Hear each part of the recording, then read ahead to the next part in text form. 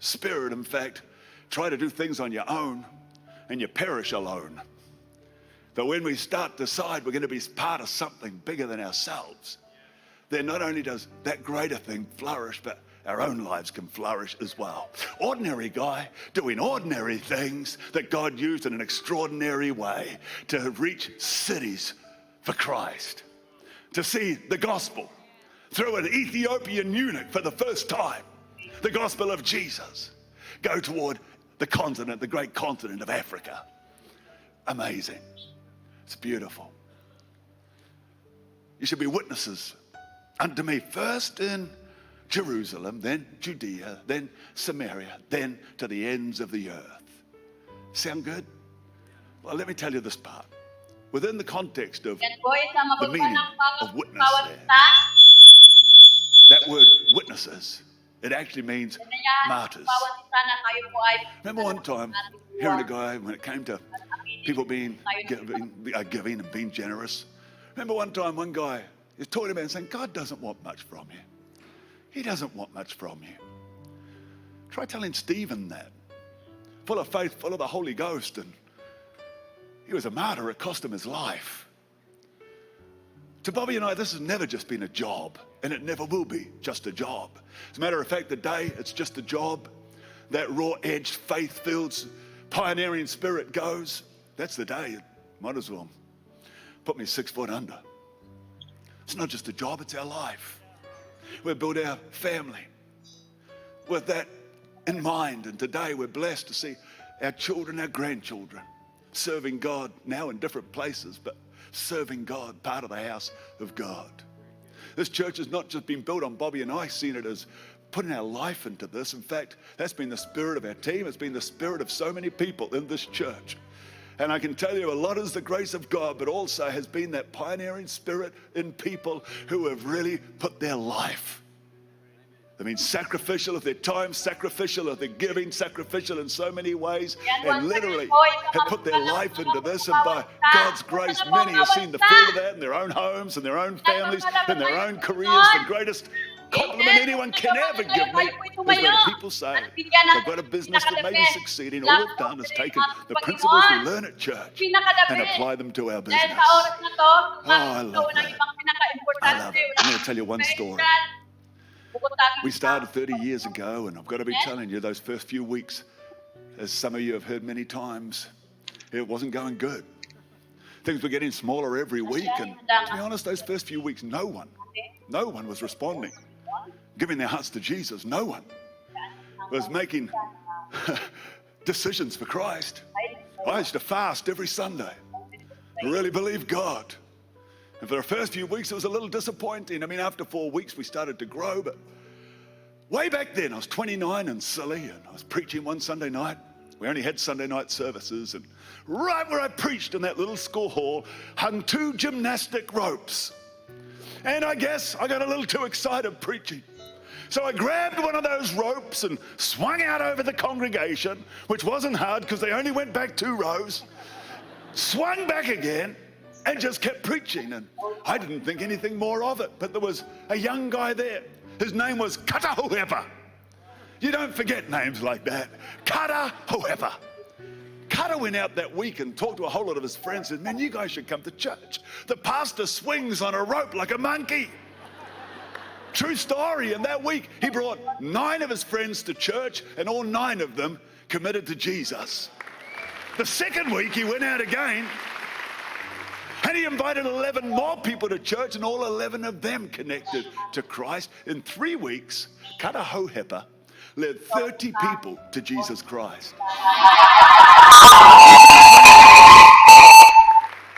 After 3 weeks,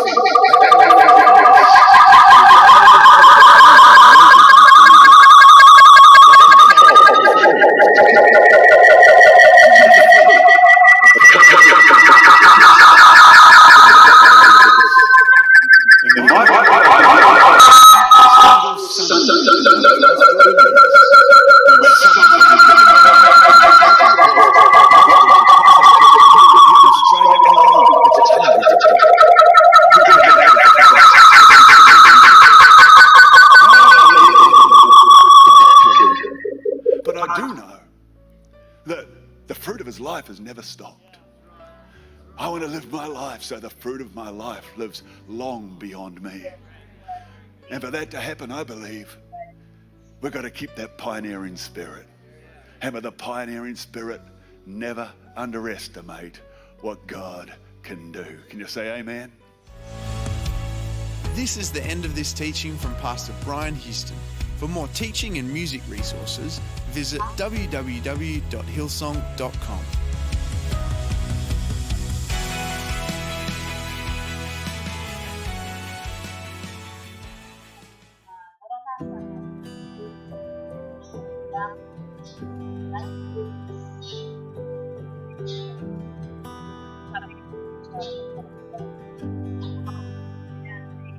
All these pieces broken and scattered, in mercy gathered, mended and whole, empty-handed, but not forsaken. I've been set free. I've been set free. Amazing grace, how sweet the sound that saved a wretch like me. Ooh, I once was lost, but now I am found.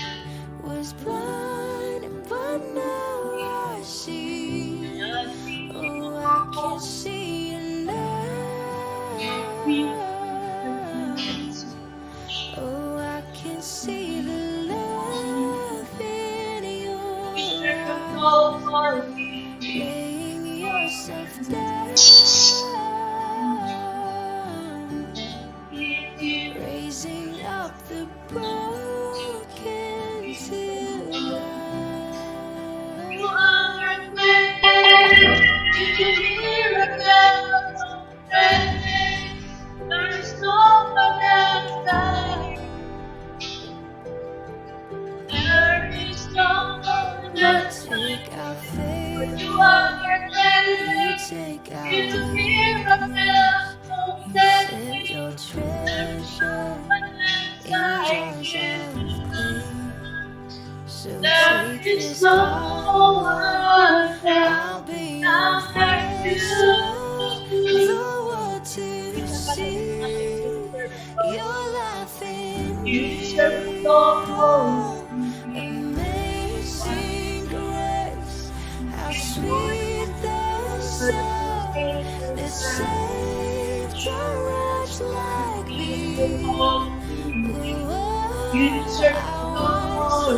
was lost, but now I am found.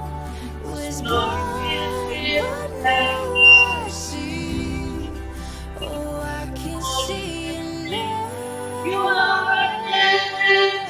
You do miracles so great. There is no one else like you. There is no one else like you. For you are great. You do miracles so great. There is no one else like you. There is no one else like you, for you are great. You do miracles so great. There is no one else like you. There is no one else like you, God. There is no one else like you, for you are great. You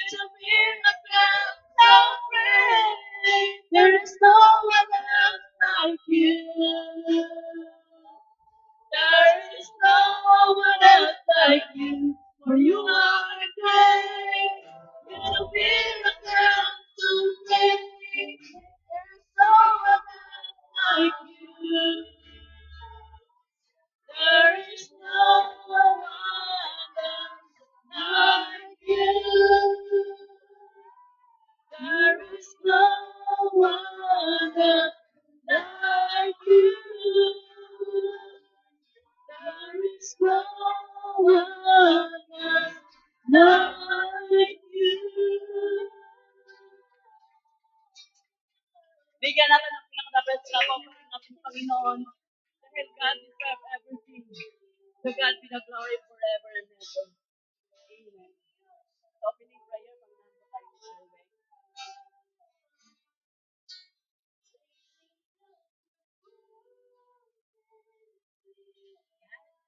Patuloy po tayo. Manalangin. Ito po natin ang ating mga ulo. Iyak po natin ang presensya ng Panginoon sa ating bawat isa. Yes, so Lord God. Kahit ka po, O Diyos, nakina ka, Panginoon. Dapat po lamang na ikaw ay taas, mapapurihan, patuloy na ikaw ang magsaliksik sa aming puso. Ano mang mga bagay na nakikita mo pa na kamamihan, O Diyos. Forgive us, O Lord God. Hayaan mo na ang bawat pagkakawitan namin ng umagang ito ay alay po namin ito sa buong puso, Panginoon. Sapagkat karapat-dapat ka po lamang na ikaw ay aming pasalamatan. Sapagkat sa buong isang linggo, kami ay iyong iningatan. Kami ay pinagkakala mo, Panginoon. Thank you for that privilege, O Lord God, na kasama-sama po kami sa umagang ito. Nagalak po ang aming puso sapagkat in every day in our life ay lagi kang nariyan para sa amin, O Diyos. Ikaw ay laging nagbubuklod sa bawat isa. Sa gayon, nandito po ang bawat anak mo na aawit at magpupuri sa iyo, Panginoon. Right at this moment, O Lord God, hayaan mo po na ang bawat manunugtog po namin, ang aming mga aawit, ang bawat isa na worshiper for this day, O Lord God, ay andun po yung puso po nila na pagpupuri sa inyo, Panginoon. And we all do this, O Lord God, for your glory, Panginoon, para mag-glorify ka sa itaas ang iyong pangalan, O Diyos. Lord, gano'n din po yung gagamitin mo sa iyong banal na salita. Hayaan mo po na ang bawat lalabas sa kanyang mga labi ay maging pagpapala at meron pong may iwan sa bawat isa, O Diyos. Upang sa gano'n, yung unti-unti pong natutulog sa aming mga puso kung meron pa pong mga katigasan, meron pang hindi pagsunod, O Lord God, ay papalitan mo ito, O Diyos, ng puso mapagpakumbaba, puso na kung saan masunurin, O Diyos. Thank you, God. Mula po sa mga bata, sa mga kananayan, sa mga kanatayan, O Lord God, din po ang mga young people po namin. All of us, O Lord God, we glorify you, O Lord. In the name of Jesus, bless us. O God, in the name of Jesus, tayo po lahat ay magsabi ng Amen. Amen. And amen. Amen. Sa pamilya na pinaganapan sa Panginoon. Hallelujah! Yes, Jesus! Purihin ka, Panginoon. Hallelujah! At ayan, patuloy natin awitan natin ang Panginoon. Let us come to worship the Lord. Sabay-sabay po tayong umawit sa Panginoon at gamitin natin ang ating mga kamay. Amen! Hallelujah!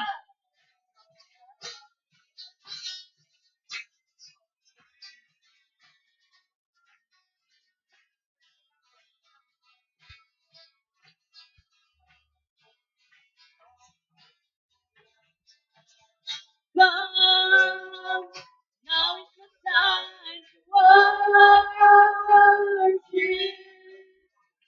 Come, now is the time to give your heart. Come, just as you are to worship. Come, just as you are to honor God. Come,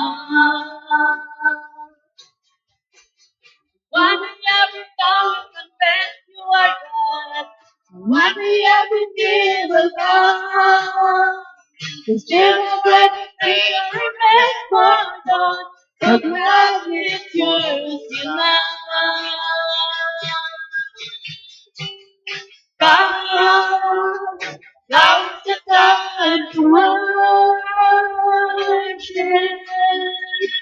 Come, now is the time to give your heart.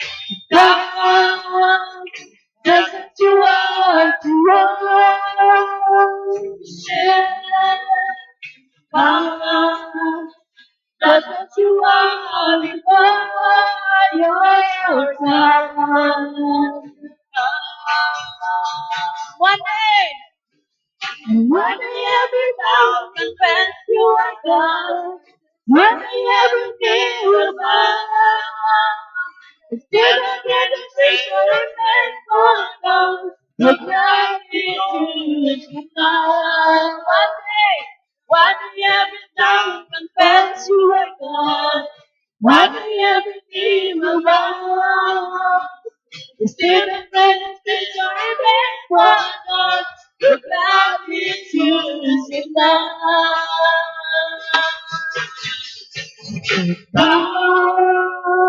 Now is the time to worship. Come on, church, worship the Lord. Now is the time to give your heart. Come, just as you are to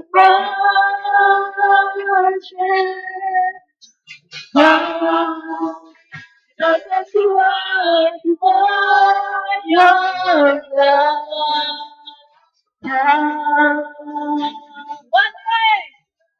One day every tongue confess you are God.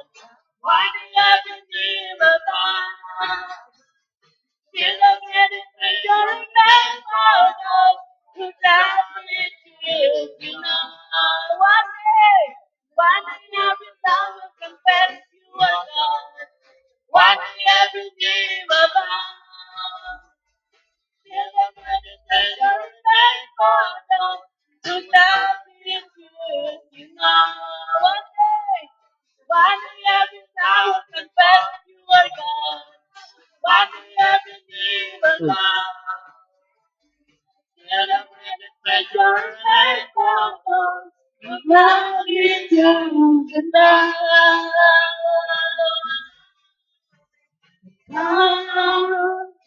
Now's the time to worship.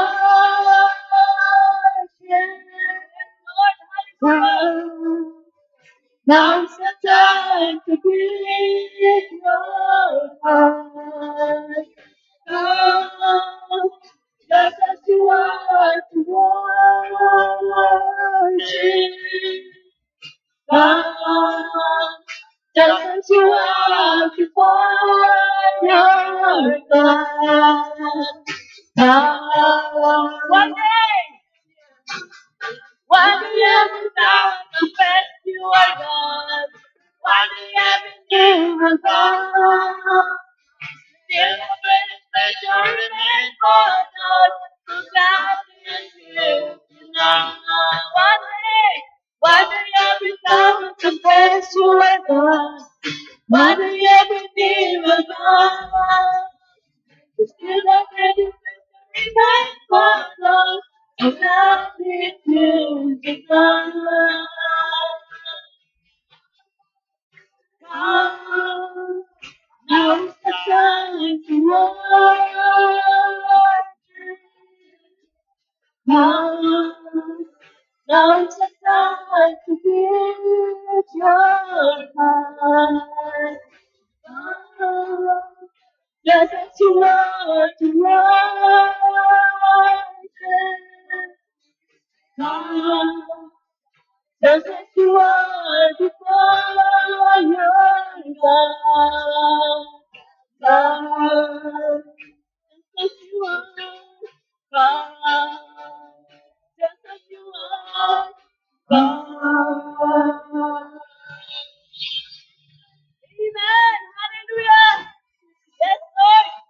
Jesus, Hosanna to you, God. Yes, Lord.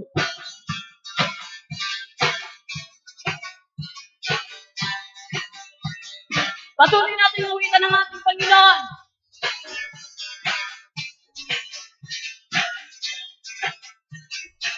With the King of glory of life, oh praises, the only giver of life, our Maker, the Maker of Brahma, we worship you.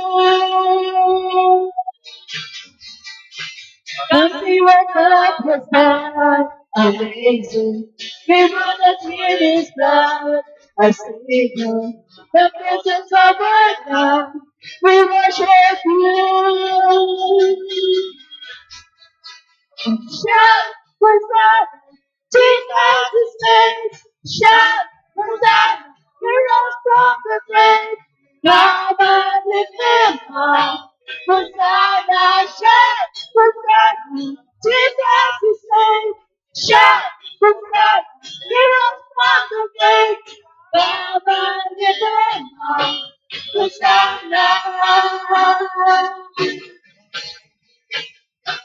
None of the Lord be found for Jesus.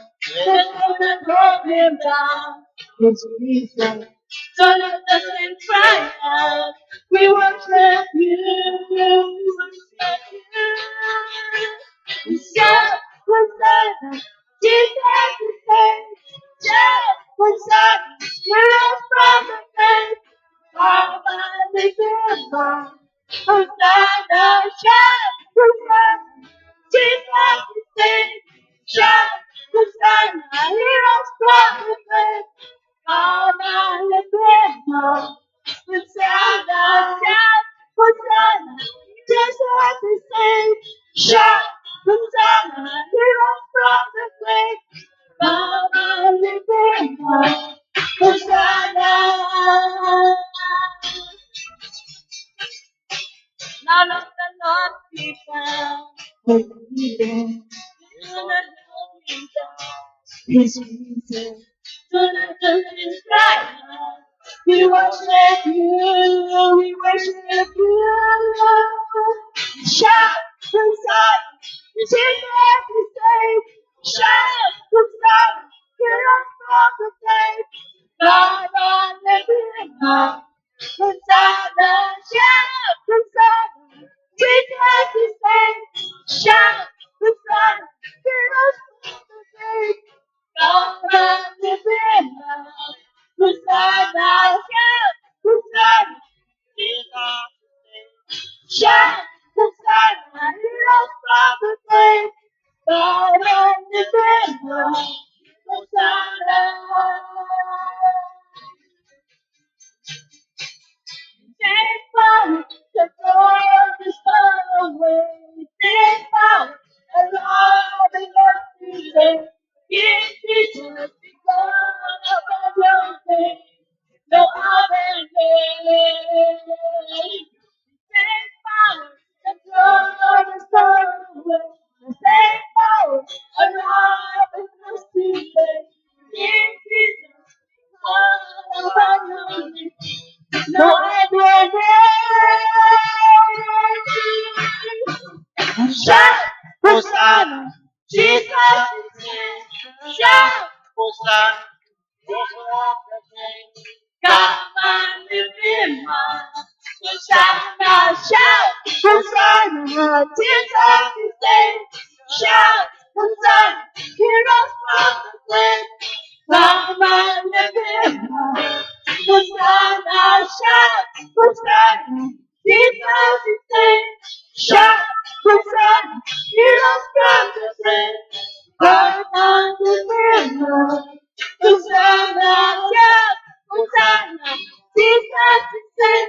Shout, Hosanna, heroes from the grave. Come and lift him up. Hosanna, come and lift him up. Hosanna, come and lift him up. Hosanna.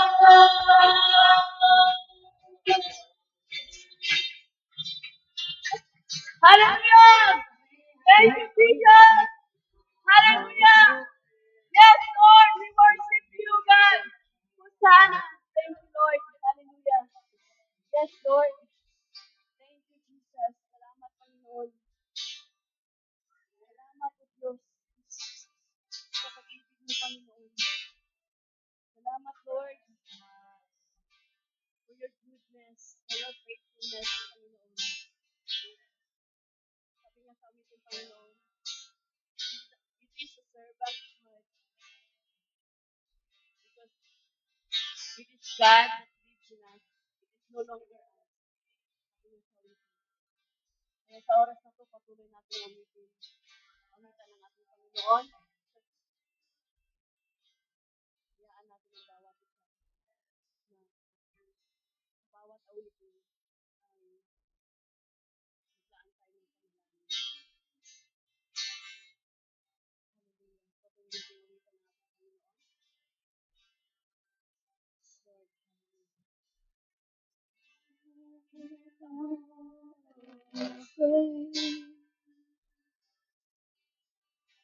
See my feet in your way, and to into your presence, behold you face to face. God of heaven and earth, holding me in your embrace, unfailing love that surrounds me. Oh God, I stand on faith. My Jesus, my Lord, you're the love of my life. Wherever you go, wanna be by your side. Lord of the earth, what Christ be with me. Serving you for all eternity. My eyes stand on you. In this race that I run, to know that my way, let your will be done. Make me a student of my heart ever true. Lead me to the cross and follow you. And follow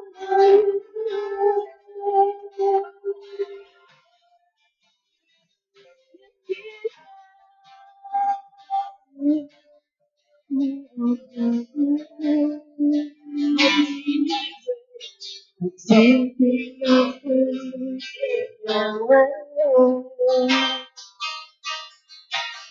entering into your presence,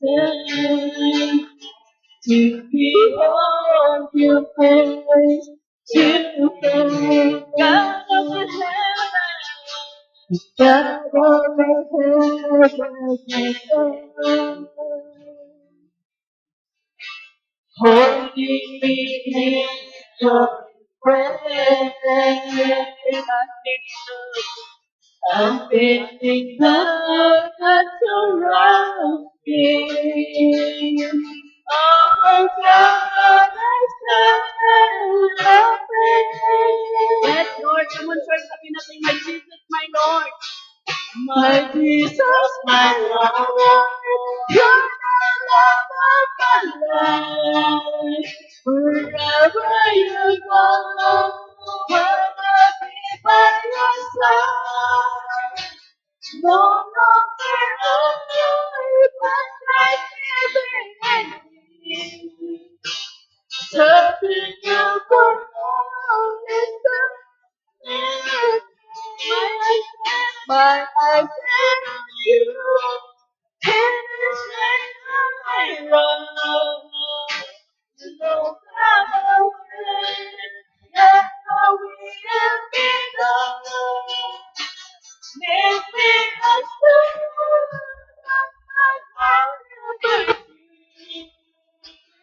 Into the love and follow you. My Jesus, my Lord, you're the love of my life.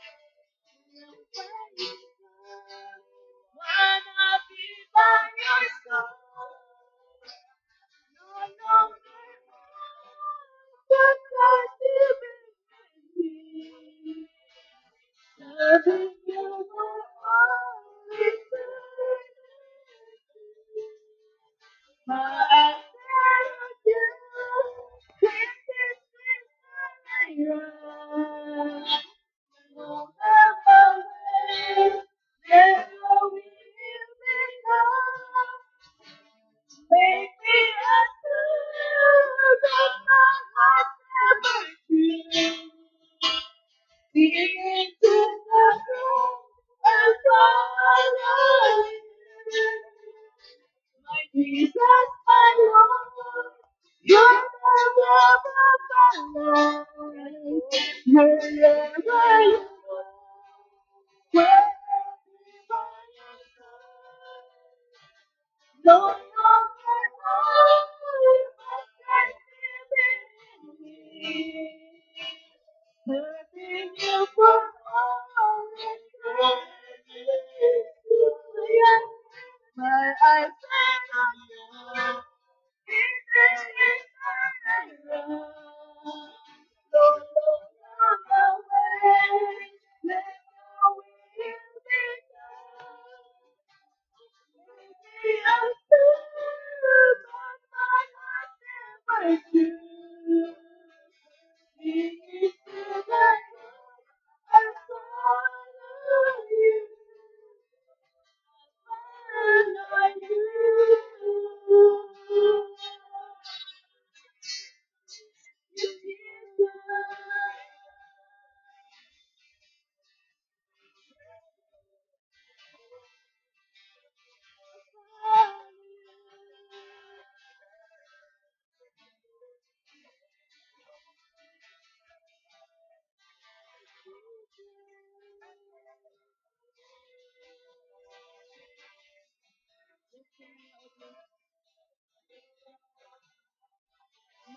Jesus, my Lord, you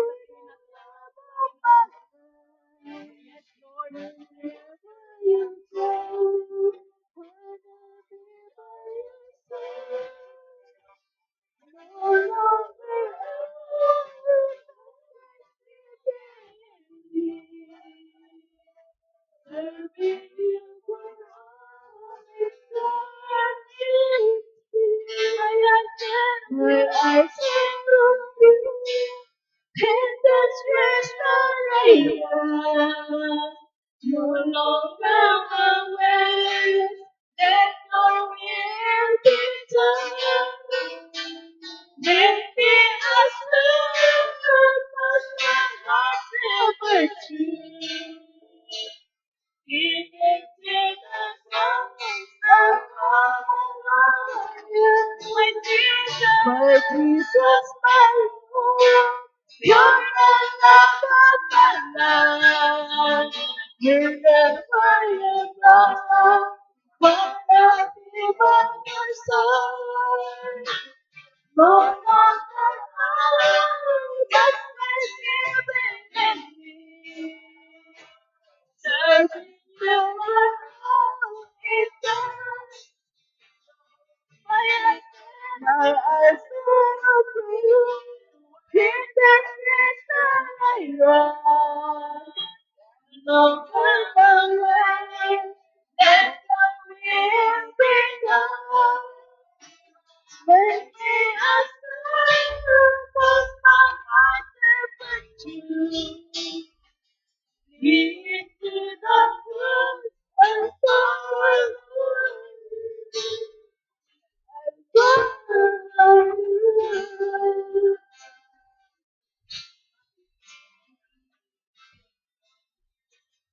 just want to speak the name of Jesus over every heart and every mind.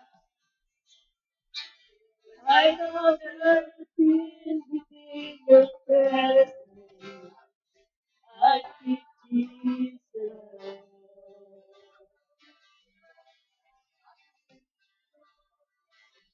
I just want to speak the name of Jesus. Let me like the nature starts to break. Very, very soft and there is freedom. I speak Jesus.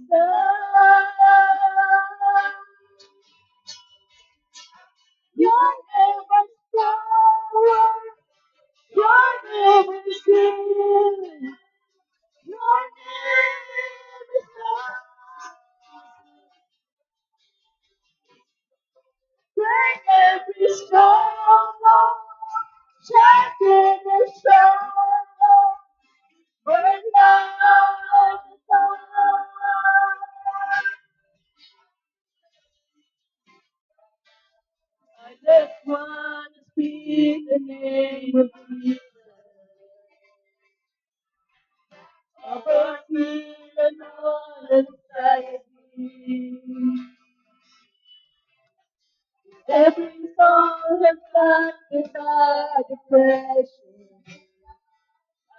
Jesus.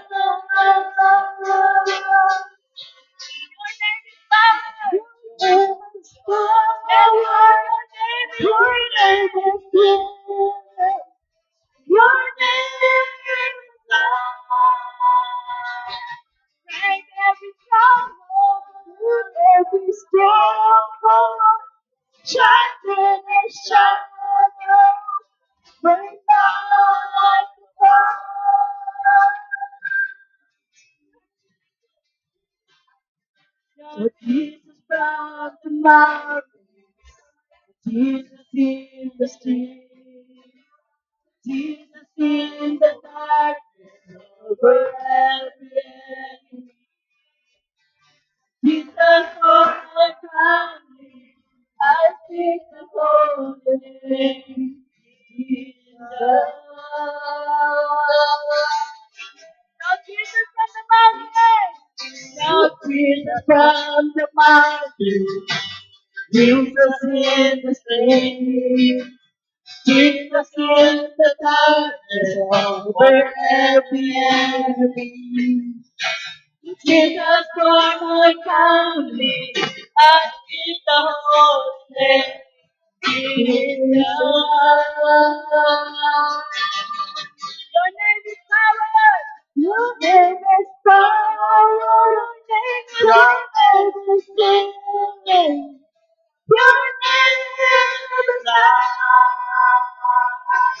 Break every stronghold. Break every stronghold. Shine through the shadows. Break out the door.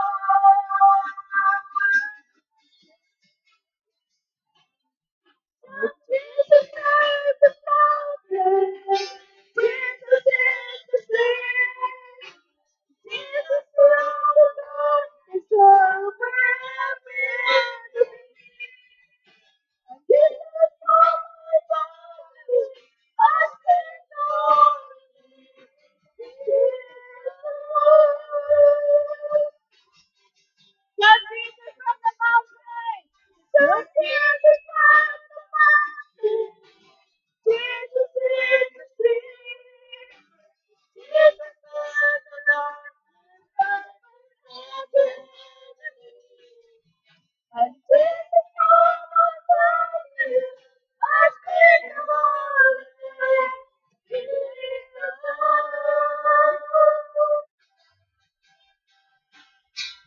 Your name is power.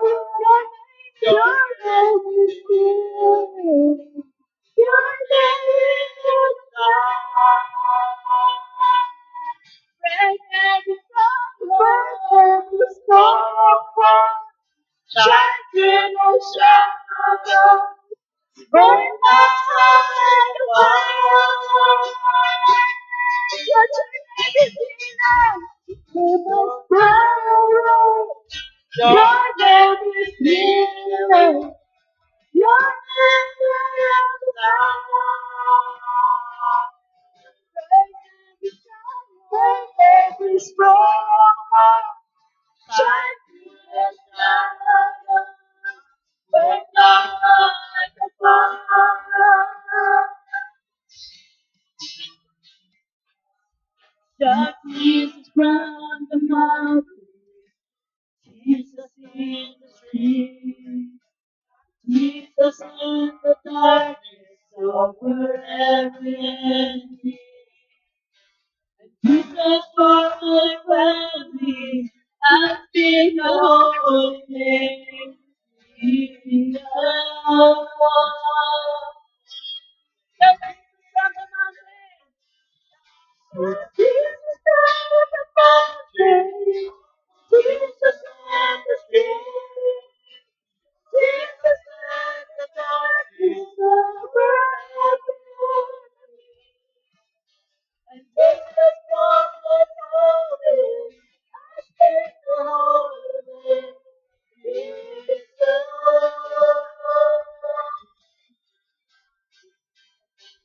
Your name is power. Your name is healing. Your name is love.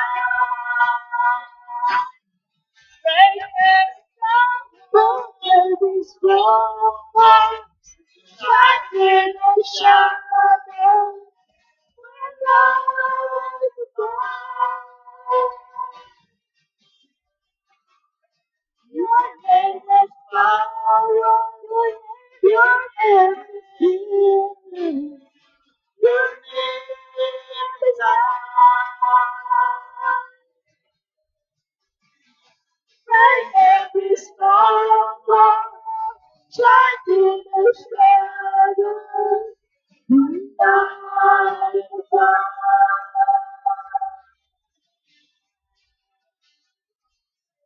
shout Jesus from the mountain, Jesus in the sea, Jesus in the darkness over every enemy.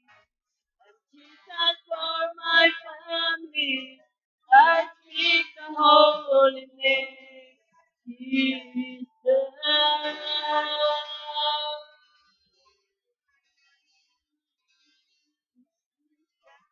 Hallelujah! Yes, Lord! Salamat, Panginoon! We shout Jesus from the mountain! Thank you, Jesus! Hallelujah! Hallelujah! Hallelujah! Yes, Lord! Hallelujah! Salamat, Panginoon! Thank you, Lord! Thank you, Jesus! Hanggang mga salitang thank you, Panginoon. To give you glory, honor, and praises, Panginoon, dahil you deserve everything, O God. Thank you, Lord. Salamat, Panginoon, sa lahat ng papuri, pagsambang magdakilan sa iyo, Panginoon. Ang lahat ng anak ng Diyos ay magsabi ng Amen! Amen. Yes, Lord. Ayan, tayo po ay magkamayan. Kamayan po natin ang bawat isa.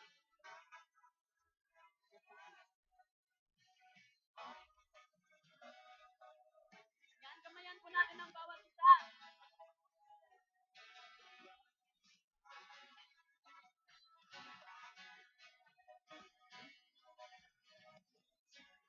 Kumusta ka na? Kumusta ka na? Ako'y nagkakalap ng ikaw ay makita.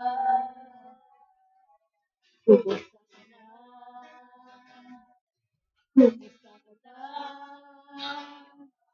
Ako'y nasasabik na ikaw ay makasama. Kailangan okay ka na magbasa. Sa kapatid, ang nagkakaisa sa langit, sama-sama kailangan okay ka na magbasa. Sa kapatid, ang nagkakaisa, nagpupulit sa presensya niya. Ang nagkakaisa, nagpupulit sa presensya niya. Ang nagkakaisa, nagpupulit sa presensya niya. Amen! Hallelujah!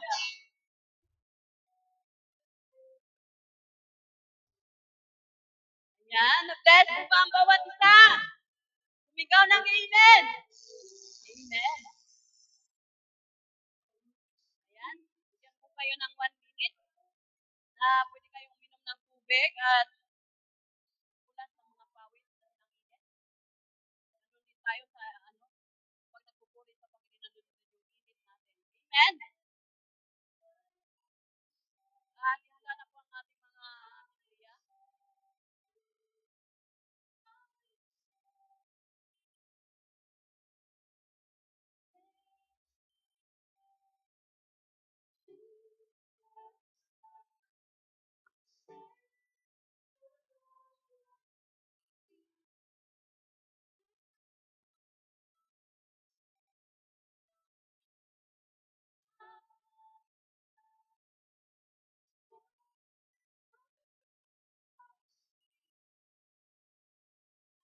Ayan, handa na po ba ang bawat isa?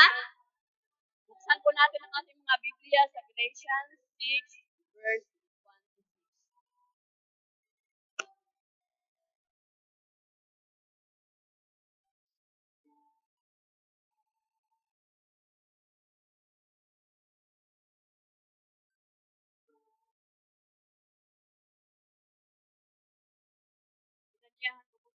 Santi na punahan tayo sa pagbabasa.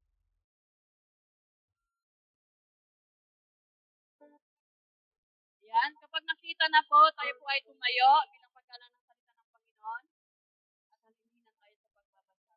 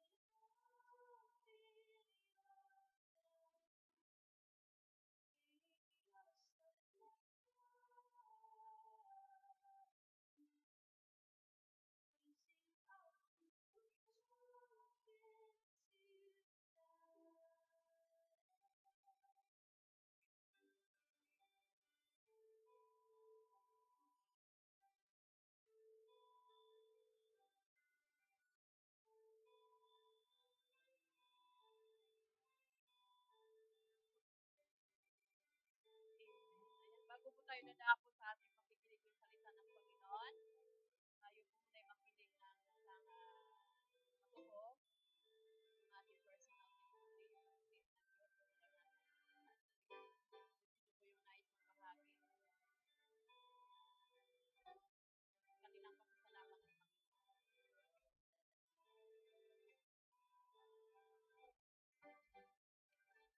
Meron po ba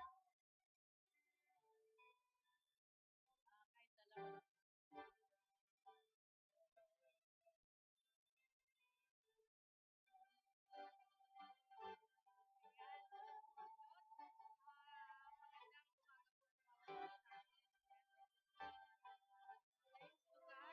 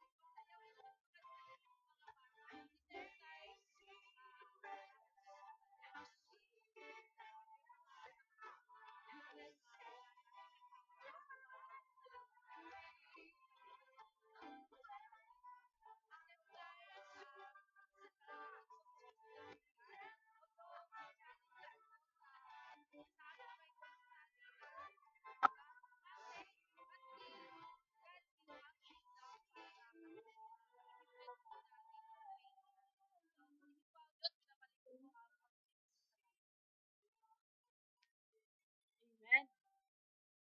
Salamat sa buhay ni Teacher Weng. Sila nga po kahapon.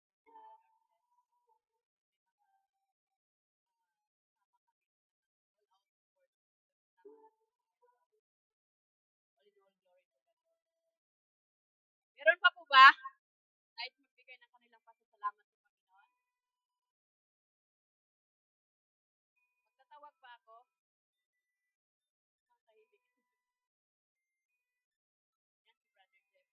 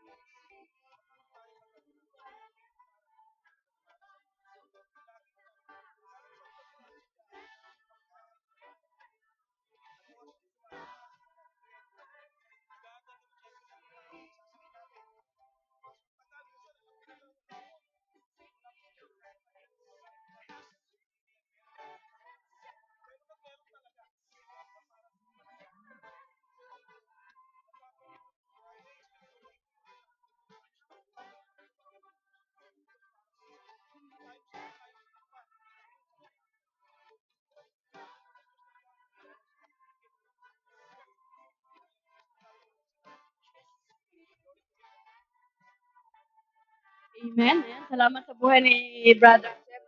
Tunay naman po talaga na talagang laging may nakalaan ng Panginoon sa buhay natin. Kasi sometimes kasi na lagi tayo nagda-doubt eh. Relate po ako dun sa sinabi ni Brother Jeff kasi um, hindi po hadlang na same kami ng aming source of income talagang um, by hook or by crook talaga.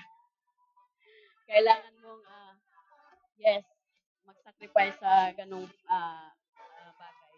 Talagang ito naman talaga yun. Kapag tama yung faith mo sa Lord, tama yung puso mo, tama yung motive mo, then wala pong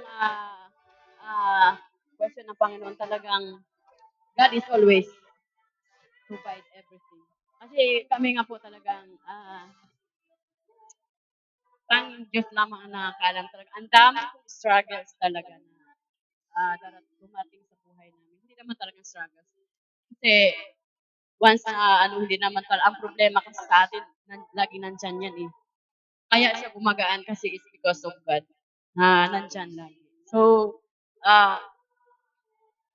sabi nga, ay mga pagsubok na yan, way yan para lalo tayong maging matibay sa ating pananampalataya. Amen?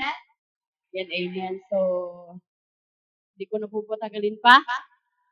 Sa oras na to, tayo po nadako sa ating pagkikinig ng salita ng Panginoon. At ihanda ang ating mga sarili, ang ating mga puso, ang ating mga isipan, maging hantay na ang pagkikinig ng salita ng Panginoon. At tawagin ko na po ang ating puting pastor na gagamitin sa oras na to upang ihayag ang salita ng Panginoon. Palakpakan ng ating pastor, Resty.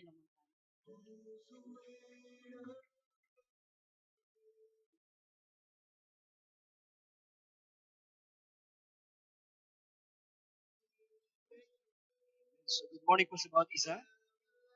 Sabi mo sa katabi, kapatid, isang magpapalang umaga po sa inyo. Amen po. Isa pa natin palakpakan ng Panginoon. We deserve our clap of nakakatawang isipin naman po sa nagsingit ng Diyos ay yung po pagpapala sa buhay. Amen po.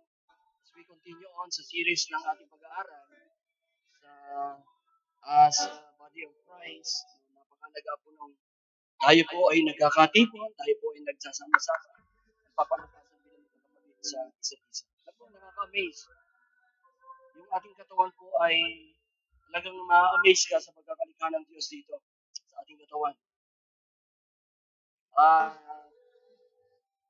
Isa sa mga napakagandang naranasan nyo na rin po bang ma-endure, pinayan, and yet, isang bahagi lang ng ating katawan, o maliit lang na bahagi ng ating katawan, ang nagkaroon ng injured, pero ramdam ng buong katawan.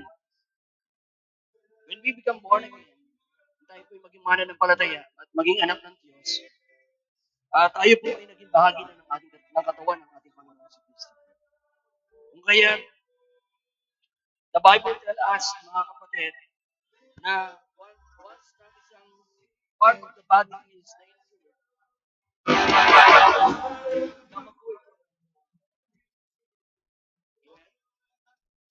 maaaring mga problems, maaaring mga injury na nararanasan as a body, hindi sa katawan ng ating Panginoon sa Kristo, ay hindi man maramdaman ng buong mundo. Pero for sure, ramdam ito ng mga anak ng Diyos. Especially ng church na pinipinapan. Today, kaya pag-uusapan natin ngayon, bear one another's burden. Isa sa mga bibigyan diin natin bilang mga mananampalataya is on how to heal the broken. When we talk about body, is not hindi yan po inalintulad ko lang po yung katawan, yung ating literal na katawan, sa katawan, which is the church, the body of Christ, ang bawat isa. So, ang body na tinutukoy natin ngayon yan, how to heal the broken body is the church. Ano ang dapat gawin? Paano ito mapapagaling? That is our objective. At ano yung mga biblical instruction o biblical views na dapat natin sundin bilang mga mananampalataya in order for the body of Christ, ang katawan ni Kristo, yung iglesia. ay manatiling healthy and strong sa ating pananampalataya. Ito pag-uusapan natin. But before that, may I request ang bawat isa to close our eyes, to bow down our heads, and let us pray. Hindi natin at ipagkakaroon natin sa Diyos ang lahat po ito. Dakilang Diyos, pinupuri ka po namin at pinapasalamatan sa mga oras po ito. Salamat po sa panibagong buhay at bukas. Salamat po sa privilege na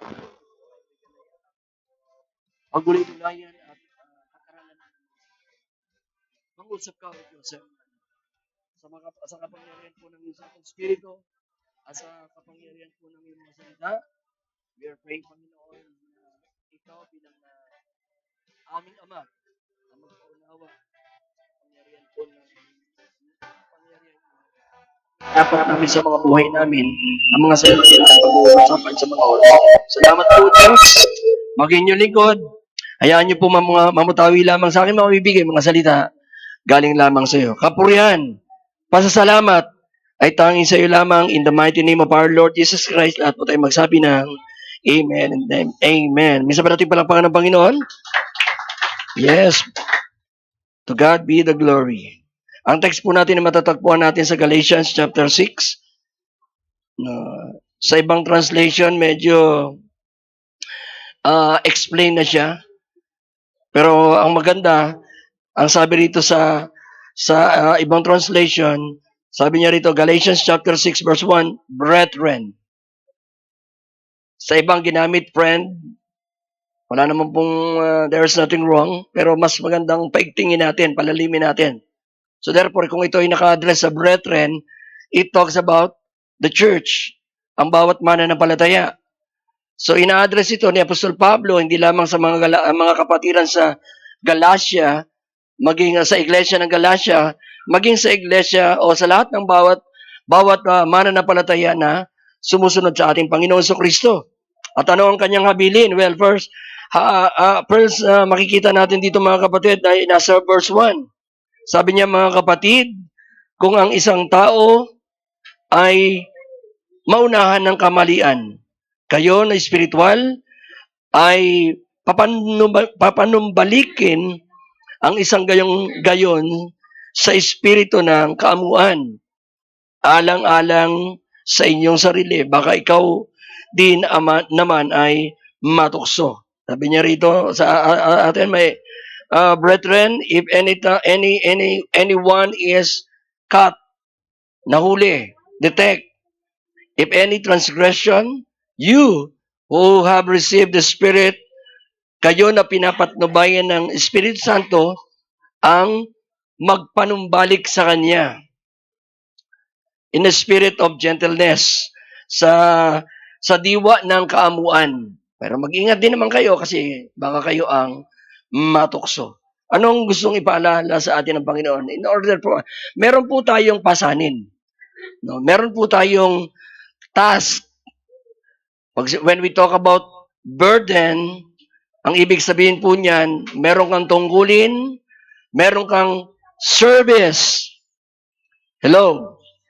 Meron kang responsibility na kailangan nating gampanan bilang mga mananampalataya na in order for us na hindi ma-injured ang body, which is the church, ang katawan ng ating Panginoon Kristo.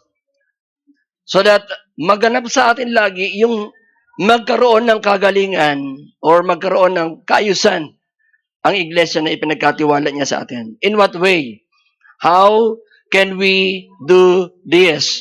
Well, first of all, pag-usapan natin sa umaga pong ito, whether you accept this truth or not, sabi nga rito, if, kung sakasakali, at meron talagang nangyayari. Hindi man na-specify ni Apostol Pablo kung ano naging problema, pero isa sa problem dito is theology. Yung theology ay napapasukan ng ibang gospel. Sinasabi na merong gospel. Galatians chapter 1 pa lang may gospel. Nasa Bible po 'yon. Kaya sabi ni Paul, kung may ibang gospel, pakasumpain siya. There is only one gospel, and that is the gospel about the Lord Jesus Christ. Amen? Amen po?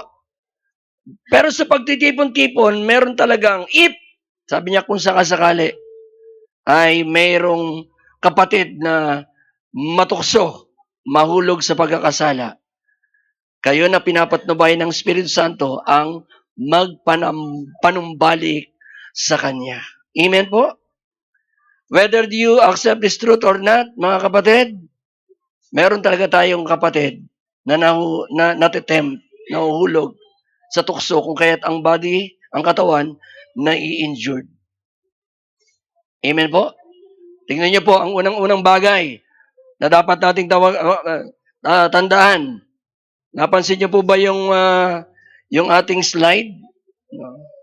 Na-dislocate yung shoulder niya. Mamaya, i-explain ko sa inyo yung yung pagkakasunod-sunod ng Bible. Sabi niya dyan, if anyone is detected, cut. Kung meron man tayong kasama na na-overtaken. The word overtaken, it means to overtake by surprise, to overpowered before one and make their escape. Anong ibig sabihin ito? Inilalarawan ito mga kapatid ng mga salitong ito as a believer who finds himself sa isang situation, sa isang kalagayan, no, na hindi na siya makaalis, nahuli. So, ang unang-unang hindi po yan na-surprise dahil sa, merong blessings or na-surprise kasi birthday. No, hindi po yan. Yan po ang ibig sabihin yun. Lagi niyong tatandaan, kadalasan, ang isang tao kapag nahuli or nakat sa pagkakasala, nabibigla siya. He thought na parang walang nakakalam.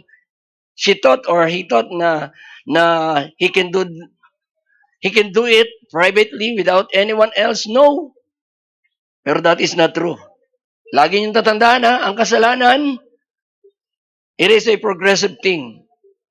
Nasisimula yan sa maliit, sa small things, at hindi na nanatiling small. It will grow. Ganyan ang kasalanan. Nakuha niyo po? Kumbaga sa bisyo, nagsimula muna sa patikim-tikim. Actually, hindi nga muna tumitikim eh. Nagsimula muna yan sa patingin-tingin. Later on, yung patingin-tingin, susunod, titikim-tikim na. Kapag lumala, yung tikim magiging talamak na. Yung nagsasabi na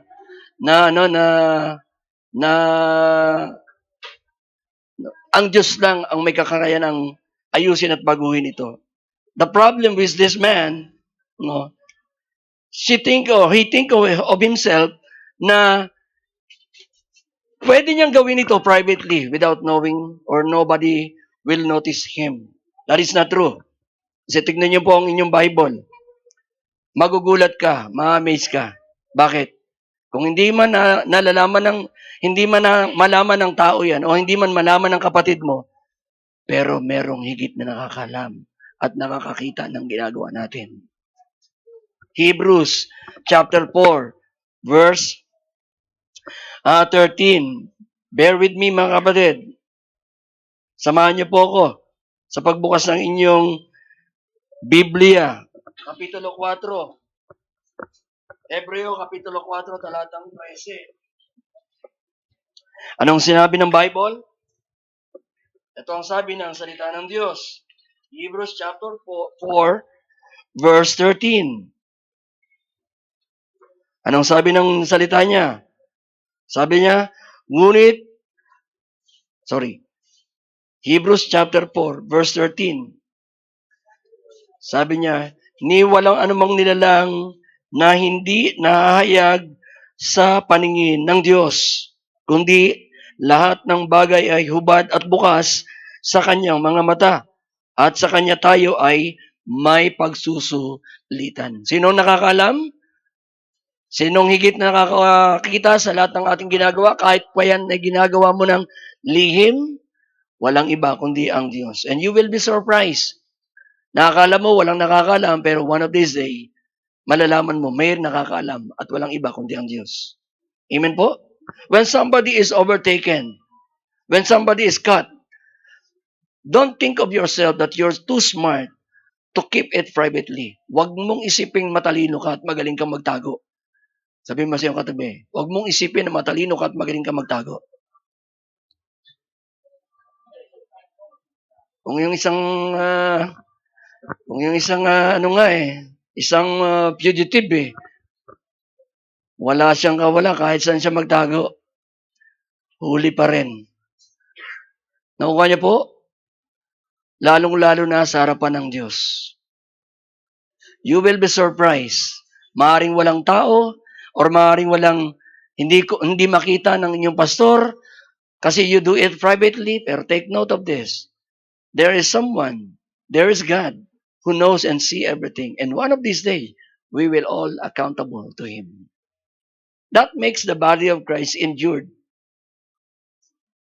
Clear po ba sa inyo mga kapatid? Yun ang nagiging dahilan kung bakit ang body na nai-injured siya. Most of the people will amaze. Ma-amaze ka. Hindi lang yan. Paano na nahuli? Anong pagkakahuli? Balikan natin ulit. Galatians chapter 5. Mga kapatid, kung ang isang tao ay maunahan, ma-overtake in a fault ng kamalian. No, sa Greek word, ang kamalian, it means maling hakbang, a false step. Kaya ang ibig sabihin niyan, to stumble. Kaya na-stumble kasi nga, mali yung kanyang naging hakbang. Anong ibig sabihin niyan? Bawat mananampalataya, every believer, mayroong set of limitation na ibinigay ang Diyos. Kapag sa limitation na yan, na ibinigay ng Diyos, hindi ka nakaabot, you fall step. You commit fault. You are making the body of Christ injured. Yung boundaries na yan, yung limitation na yan, makikita natin sa Bible. Kapag hindi ka pa rin nakinig sa Word of God, there is the conviction of the Holy Spirit sa buhay natin. At kung hindi ka pa rin nakikinig, patuloy ka pa rin sa pagsuway, that makes the body of Christ injured. Amen po? May kasabihan nga tayo, di ba, sa ang sakit ng kalingkingan, dama ng buong pangangatawan. Amen po? So we are all, sabi niya, with the Word of God, with the Spirit of God, ito yung boundaries na kailangan nating gawin because this is the will of the Lord. Kapag hindi natin nagawa, at hindi natin nakuha na-meet yung standard ng Panginoon, ito yung sinabi niya. Ngayon, sinunod mo pa rin yung gusto mo. So what will happen? The body, nai-injured ang katawan ng ating Panginoon. Amen po? Kaya, anong responsibility? Kaya sasabihin natin, etong nito, sometimes yung mga na-experience natin, kapag ang isang mananampalataya o isang tao nahuli mo, na-caught mo sa kanyang kasalanan, nahuli mo sa kadalasan, ang nangyari niya, ang sinisisi niya, biniblame niya kung sino-sino. Sa Bible po, hindi.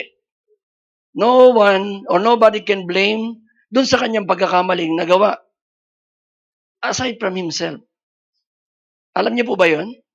James, paki-open niyo yung inyong Bible sa Santiago, chapter 1. James chapter 1, verse 13. Anong sabi ng Bible?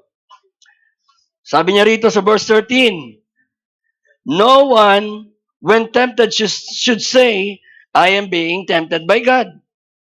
Bakit? Huwag nino mang sabihin na kapag siya'y tinutukso, ay tinutukso siya ng Diyos. For God cannot tempted by the evil, sapagkat ang Diyos ay hindi matutukso ng kaaway, ng evil, and he himself tempts no one, at wala namang tinukso ang Diyos. Verse 14, but one is tempted by what? By what? Natutukso ang isang tao kung siya ay nagpatangay saan?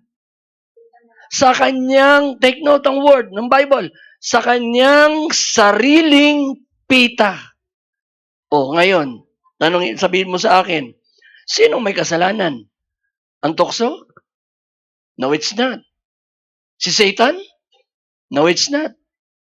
Ang main reason, bakit ka natukso, it is because ito ang desire mo.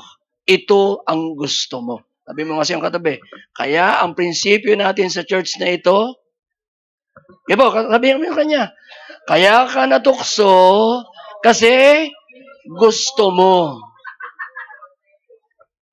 Sisisihin mo pa si Satanas. Sisisihin mo pa yung kasalanan. Sisisihin mo pa yung kapwa mo. When in fact, sino bang namili para matukso? Di ba ikaw? It is your own choice.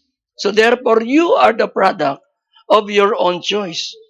Anong nangyari? You now stumble. Pag na-stumble ka, that makes the body of Christ injured.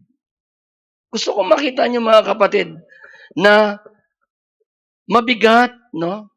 Kapag may isang mananampalataya, no? Lihim man o hayag na gumagawa ng kasalanan, it will damage the body of Christ. Kung iniisip mo na kagaya na sabi ko kanina, maaaring hindi man ito maramdaman ng buong body as the whole world, pero yung local church na iyong binangan bilang body, part of the body, no, ramdam yun, yung bigat, yung consequences ng kasalanan nangagawa. Kaya, yan ang nagiging result. At ang sabi rito sa atin, mga kapatid, you who are led by the Spirit, kayo na pinapatnubayan ng Espiritu, ang magpanauli o magpanumbalik sa Kanya. Kaya yung pangatlo, anong dapat natin gawin? We have to restore. Verse 2. Galatians chapter 6 verse 1.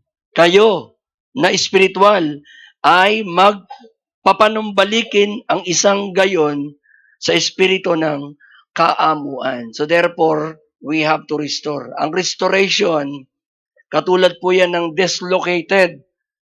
Maaring yung shoulder, maaring arm, or knee, or anything. Na kapag ikaw ay na-injured, ikaw ay na-dislocate ito, dapat ibalik. Pero, ang pagbabalik, painful. Masakit. So therefore, nakita natin, it will cause sorrow in the injured body of Christ. Nagkakos ng sorrow. Kasi bakit? Masakit eh. Nakuha niyo po?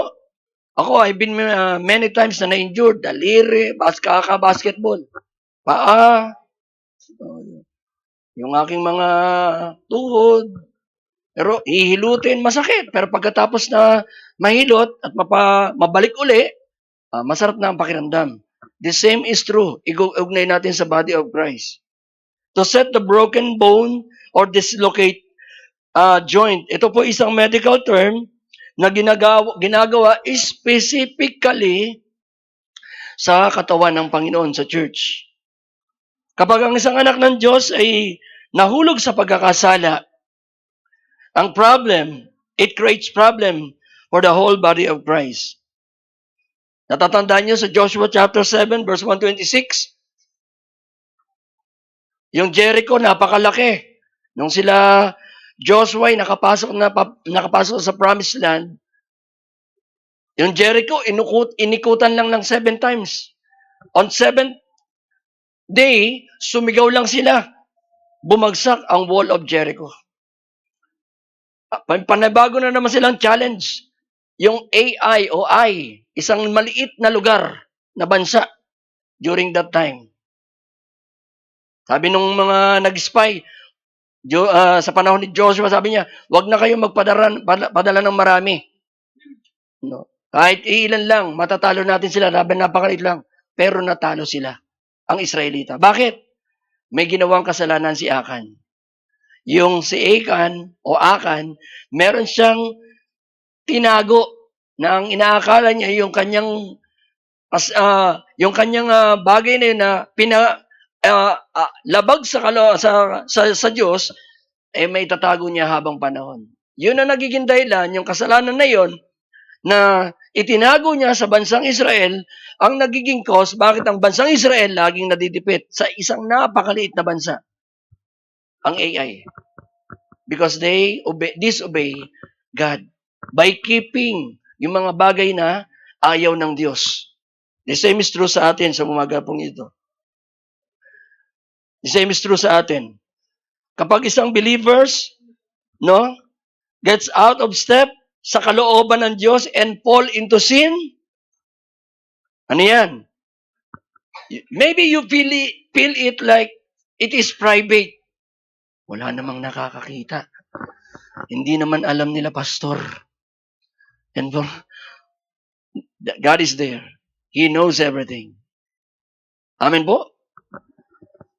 At kapag yun ay nagawa natin, it will affect the body of Christ. Ano ito sa panahon natin ngayon? Unconfessed sin. Mga unforgiving spirit. These are all, nagiging cause na kung saan ang Holy Spirit nakuquench, na nahahadlangan, the Holy Spirit grieve, napipighati. Kaya ang church ineffective. Kaya ang church hindi siya function effectively because may isang nagawang pagkakasala sa harapan ng Diyos. What is the best way to handle this, mga kapatid? Simple lang naman. We need to confess our sin and we need to going back again to God. 1 John 1:9, if we confess our sin, He is faithful and just to forgive us and cleanse us because He is a faithful God. Amen po? Proverbs, napakagandang verse 28, verse 13. He that covered his sins shall not prosper, but whoso confess and forsake them shall have mercy. Siya nagtatago ng kasalanan ay hindi mapapabuti. Pero ihayag mo ay makakasumpong ka ng habag at biyaya ng ating Panginoon. Kaya, when sin is confessed, what is the result? Well, unang-una, we put, as a believers, we put in the right fellowship again with the Lord. 1 John 1:9. Napapanauli-uli yung ating tamang ugnayan sa isa't isa. Hindi relationship. Napansin niyo po ba ang ginamit ko, hindi relationship? Why? Kasi you have already have relationship with Jesus Christ. But when we commit sin, ang napuputol at nag-lolos yung connection is our fellowship with Him. Magtataka ka, tamad na tamad ka ng magbasa ng Bible. Magtataka ka kung bakit tamad na tamad ka na mag-pray. Nagtataka ka pa, sabi mo kasi yung katabi, nagtataka ka pa. Bakit tamad na tamad kang dumalo ng gawain? It is because may hindrance.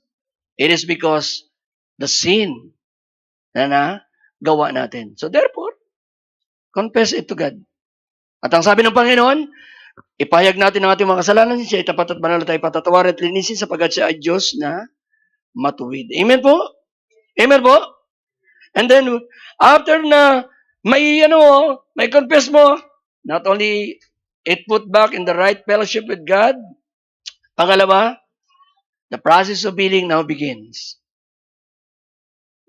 The process of healing is now started. Nagsisimula na ngayong gumaling ang body of Christ. Yung katawan ni Kristo. And then after na ito yun na, unti-unti nang gumagaling, now, it start again with a genuine care and love for each other. Amen? Amen ba about that? The problem, kapag matigas ang ulo mo at ayaw mo talagang mag-confess ng sin, gusto mo malaman ng sinasabi ng Bible about that matter? Ayaw mo talaga? God Himself will do His part para mapanauli ka. Would you like that? Ang Diyos mismo.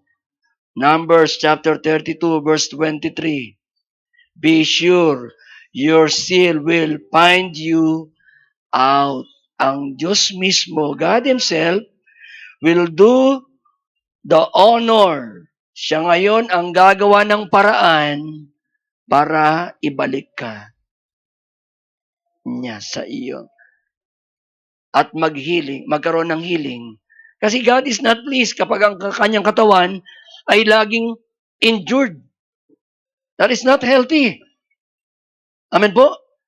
Nahadlangan ng evangelism, nahadlangan ng discipleship, nahadlangan ng mga gawain ng Panginoon. So therefore, ang Diyos na mismo ang gagawa nito will do the honor in bringing us back into His body. Amen? Into Himself. Amen po?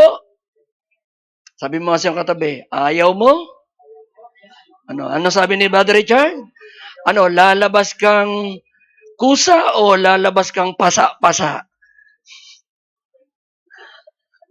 Nakakuha niyo po? Ang Diyos na mismo ang magbabalik sa iyo sa Kanyang presensya.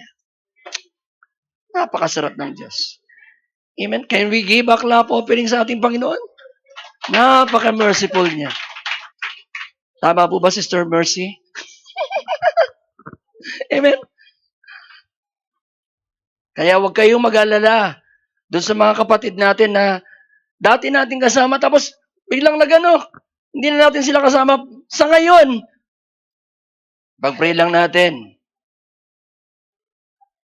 Sooner or later, God will do the honor. Amen? Kaya pakitapik mo ang iyong katabi at sabihin sa kanya, kaya kapatid, tuloy lang ang ating laban. Amen? Amen po? Amen po? Parang malungkot ka eh. No, it's not. Amen po, kapatid? Napakaganda ng salita ng Diyos. Okay, ang question ko ngayon, sino kaya ang gagamitin ng Diyos? And that is the second point na pag-uusapan natin. When there is an injury in the body responds to that injury. Napansin niyo po ba yon? Pag nasugatan ka, natinik ka, hahayaan mo ba? No, hindi wala bang response? Ay natinik. Ay nasugatan. 'Di ba ang unang-unang may reaction yung body, it's either hahawakan ng kabilang kamay or it's either merong interaction sa isa't isa. I-connect din natin sa body of Christ. Look at the Romans chapter 12 verse 15. Anong sabi ng Romans chapter 12 verse 15? Rejoice with them that do rejoice. Makigalak ka sa nagagalak. Makidalamhati ka sa mga nagdadalamhati. There is reaction. Hindi yung nakita mo na, no reaction. That is not part of the body. If one part of our body hurts, the whole body react. That is quite natural. No? Yan po yung created ng Diyos sa ating body. Napaka talagang amazing ang Diyos. The same is true sa body of Christ. Amen? 1 Corinthians chapter 12 verse 26. And whether one member suffer, kapag ang isang bahagi napipigati, the whole body suffered. When one part of the body honored, the whole body is Honored. Kapag ang isang katawan napaparangalan ang buong bahagi ng katawan. There is always involvement. Mayroong reaction.